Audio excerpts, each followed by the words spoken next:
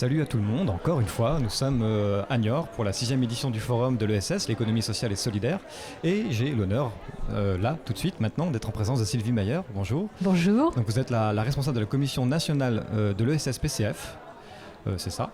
C'est ça. Et est-ce que vous pouvez nous, déjà, peut-être commencer par nous dire un peu quel est votre rôle là aujourd'hui, pourquoi vous êtes là Eh bien, ça fait environ 15 ans qu'on m'a demandé de créer une commission et de travailler sur les questions de l'économie sociale et solidaire dans le cadre des travaux du Parti communiste. Et aujourd'hui, si je suis là, c'est parce que Fabien Roussel tenait à ce que nous soyons présents dans ce forum où toute la palette de l'économie sociale et solidaire, avec ses ombres et ses lumières d'ailleurs, est représentée. Et donc il tenait à saluer, à être présent à travers moi et quelques amis dans ce forum.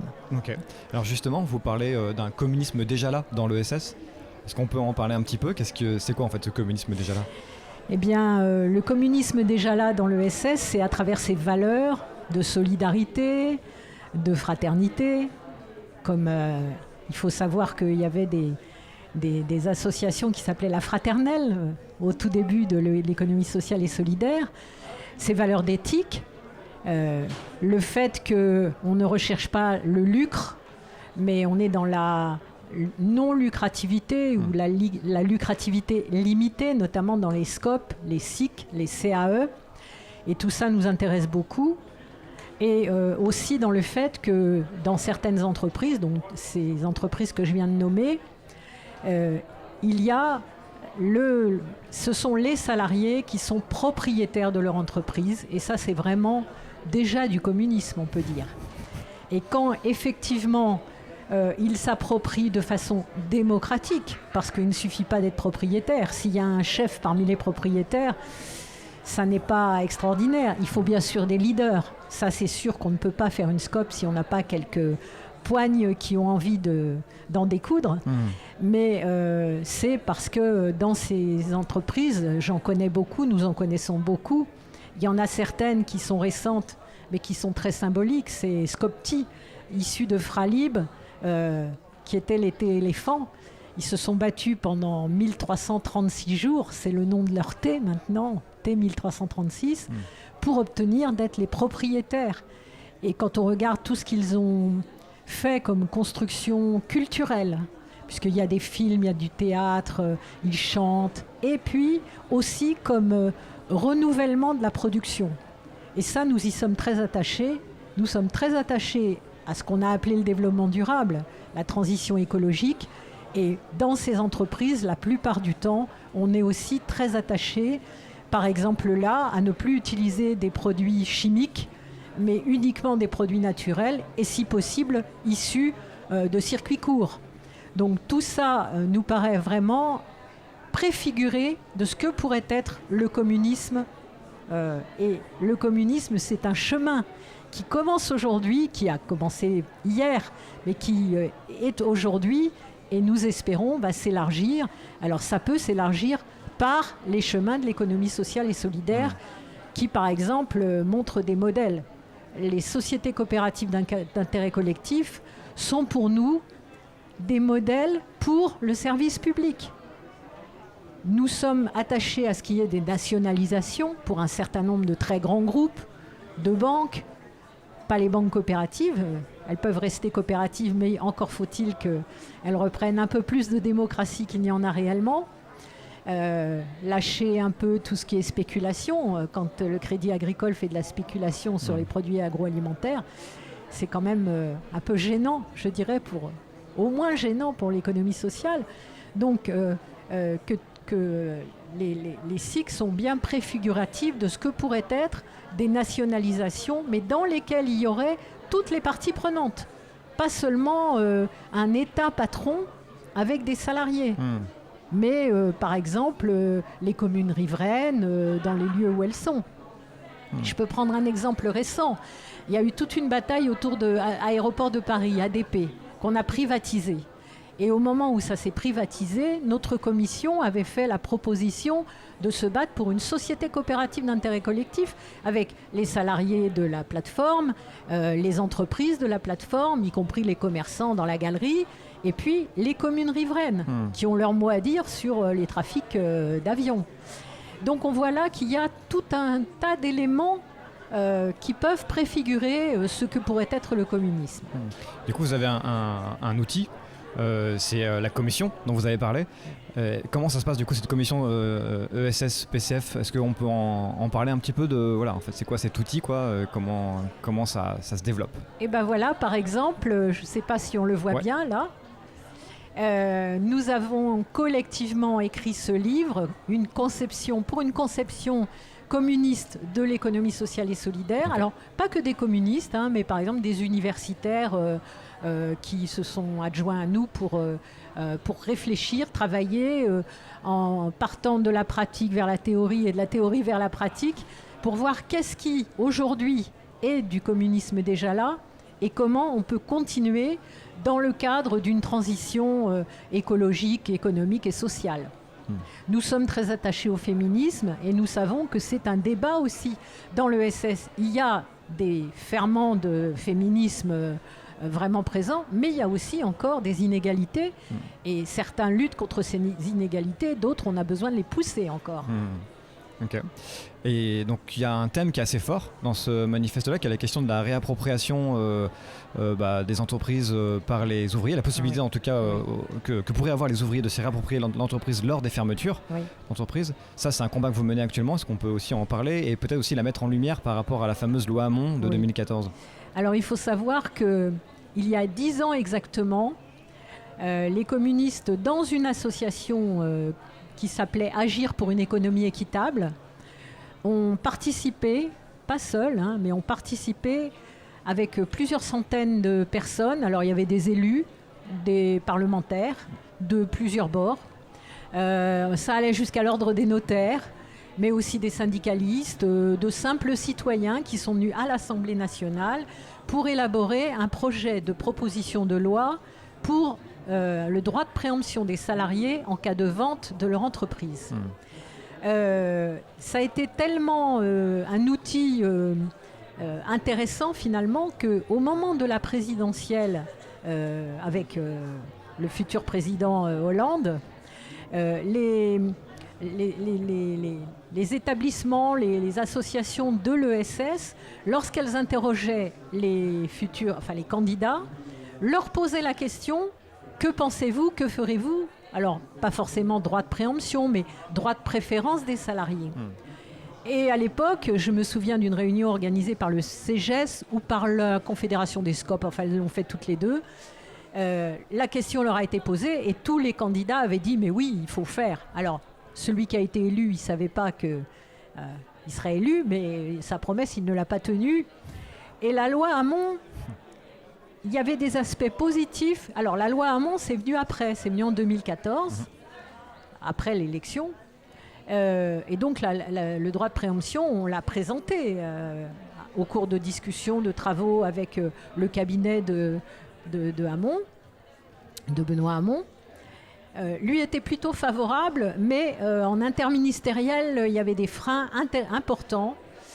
Et la réponse qui nous a été donnée, c'est que non, c'était une atteinte au droit de propriété. Nous avons été étonnés parce que le droit de propriété, pour un propriétaire qui vend, c'est de vendre, et au prix où il veut, et c'était de ça qu'il s'agissait. Mais bon, on nous a dit ça, et ça a été éclairé par le fait qu'au moment de la loi Hamon, évidemment le CESE, le Conseil économique et social environnemental, a émis un rapport. C'était d'ailleurs le président des SCOP qui en était l'auteur. Et dans ce rapport, il y avait l'idée du droit de préemption. Le rapport a été voté à l'unanimité, moins le MEDEF et la CGPME. Donc on voit bien qu'aujourd'hui, ce qui freine, c'est la peur du patronat de voir les salariés se saisir des entreprises. C'est vraiment une peur terrible.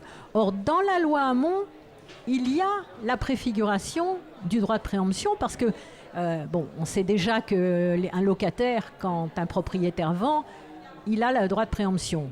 un maire, une commune, lorsque quelqu'un vend du terrain, elle a le droit de préemption.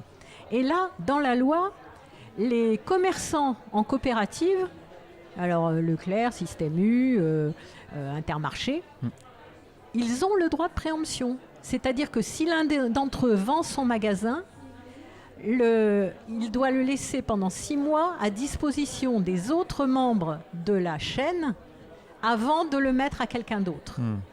Donc on ne comprend pas très bien pourquoi. Enfin si, on comprend donc pourquoi. Mais aujourd'hui on en est là. Mais comme aujourd'hui il y a de plus en plus de salariés qui sont confrontés au fait que l'entreprise va fermer, du fait de la crise du Covid, et de plus en plus de salariés s'interrogent sur pourquoi pas nous. Et dans les syndicats, il y avait de la réticence, et aujourd'hui, il y a nettement moins de réticence. Je pense que ce qui s'est passé avec les Fralib a été très libérateur de ce point de vue-là.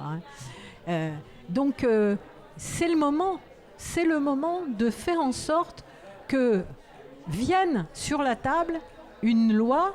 Alors, elle est rédigée avec AP2E, on avait vraiment eu affaire à des juristes qui nous ont aidés à la mettre en forme, les syndicalistes de l'intersyndicale de l'épargne salariale nous ont aidés parce que dans cette loi que nous avons soutenue en tant que communistes, il y a tout à la fois le droit de préemption, mais tout ce qui doit l'accompagner, parce que ça ne suffit pas. Par exemple, quel financement ? Eh bien, dans les financements, on peut par exemple utiliser l'épargne salariale. Aujourd'hui, l'épargne salariale, c'est 145 milliards d'euros. C'est-à-dire qu'en prenant même 10%, comme on dit que c'est 10% l'ESS, moi je pense que c'est plus. Mais 10%, ça fait 15 milliards. Avec 15 milliards, mais on a largement de quoi acheter des usines. Et donc, l'épargne salariale, voilà, plus les tours de table que sont capables de faire, par exemple, les solidaires autour des SCOP, enfin la banque des SCOP, la BPI, etc. On a vraiment de quoi faire pour le financement. Et pour le management, on en avait beaucoup discuté avec la Confédération des SCOP, qui était tout à fait d'accord pour apporter son aide dans la prise en main de l'outil. Parce que les salariés en général connaissent leur boîte, mais il y a quand même des problèmes de management, de gestion de l'entreprise, comment tout ça se passe, ça s'apprend. Mais il y avait des relations entre, à l'époque, les SCOP et Paris-Dauphine pour faire des cours en ce sens. Donc on a tous les outils aujourd'hui pour permettre aux salariés des entreprises qui sont menacées de fermeture de dire « nous, on veut la reprendre ». J'ajouterais du coup à ça qu'il me semblerait que le droit à l'information aux salariés, elle est toujours pas existante non plus. Alors, il y avait un petit droit d'information des salariés, mais il n'y avait pas beaucoup. Il n'y avait pas comment ça devait être affiché. Enfin, c'était vraiment très léger, très léger. Mais aujourd'hui, il n'y a même plus ça. Avec les lois, on ne va pas détailler, mais des lois supplémentaires ont fait qu'on a même balayé tout ça. Okay. Écoutez, ma dernière question, si vous le voulez bien, ça serait que justement suite à cette loi Hamon, moi je fais cet historique-là, mais il n'est pas forcément juste, mais je dirais qu'il y a peut-être le loup un peu qui s'est introduit dans la bergerie avec l'entrepreneuriat social. Et quel est un peu votre constat, votre sentiment justement là, on est au 6e forum, il y a beaucoup de choses qui se passent et il y a un petit peu, effectivement, comme vous l'avez dit, l'ESS c'est un peu tout, l'ombre et sa lumière, quoi. Comment vous le sentez, vous, justement, un peu cette ESS actuellement, quoi, le poumon en fait de l'ESS, quoi, un peu tiraillé entre cet entrepreneuriat social toujours existant et l'économie sociale et solidaire comme on aimerait le défendre, notamment par les coopératives. Enfin, voilà, c'est quoi un peu votre constat, si je peux me permettre, si vous pouvez on est préoccupé parce que, comme toujours, le loup dont vous parlez, ce loup capitaliste qui rentre dans toutes les bergeries et qui toujours essaye de s'adapter. Et là, il y a eu un pied dans la porte, je dirais, de leur part, avec cet entrepreneuriat social et French Impact, etc. Et à l'écoute de Madame la secrétaire d'État, on est un peu inquiet parce qu'elle rentre complètement là-dedans aussi. À l'idée qu'il ne fallait pas plonger dans les eaux des eaux glacées du calcul égoïste dont parlait Marx, elle répond « prenons une combinaison et plongeons ». Non, il faut arrêter ça et il faut au contraire donner toutes les possibilités à l'ESS de développer ce qui fait ses caractéristiques, sa valeur et le fait que les salariés pas que les salariés, mais dans la vie associative aussi. Aujourd'hui, dans la vie associative, on a les mains liées par les appels d'offres.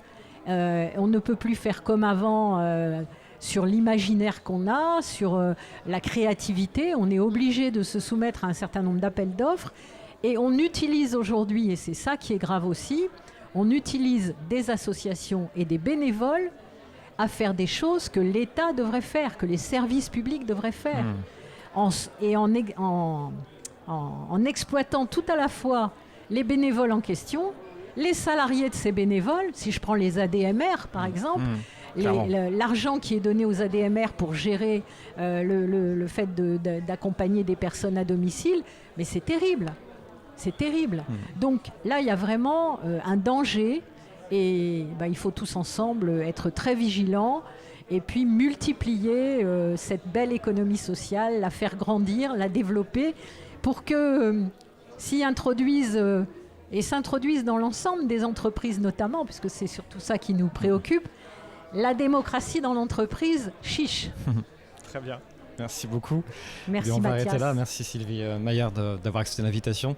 Moi, je rajouterais juste qu'on peut trouver toutes ces informations sur le site aussi de l'ESS-PCF.fr. Alors nous avons un site, nous avons une chaîne web TV, un site c'est ess-pcf.fr, un site, et puis vous pouvez vous procurer ce manifeste qui donne un peu d'histoire, un peu d'explication sur ce que c'est l'ESS et qui regarde qu'est-ce qu'on peut faire à partir de cette ESS pour les jours à venir. Ok, merci beaucoup.